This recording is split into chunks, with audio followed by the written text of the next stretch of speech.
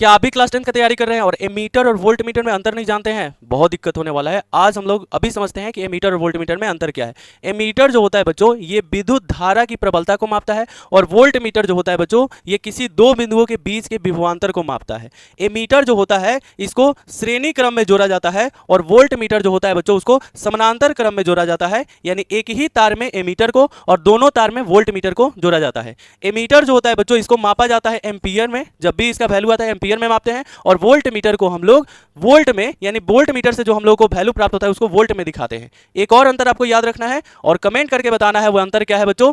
Ammeter का प्रतिरोध कम होता है वोल्ट मीटर की तुलना में और वोल्ट मीटर का प्रतिरोध अधिक होता है एमीटर की तुलना में। तो ये जो है आपको याद रखना है और एग्जाम में फुल मार्क्स लाना है। Thank you so much.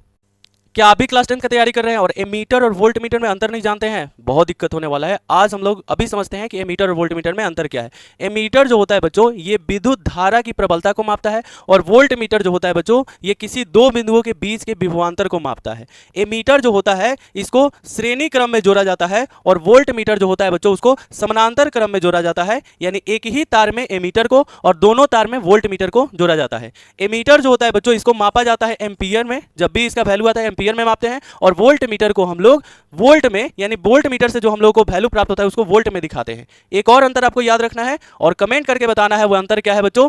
Ammeter का प्रतिरोध कम होता है वोल्ट मीटर की तुलना में और वोल्ट मीटर का प्रतिरोध अधिक होता है एमीटर की तुलना में। तो ये जो है आपको याद रखना है और एग्जाम में फुल मार्क्स लाना है। Thank you so much.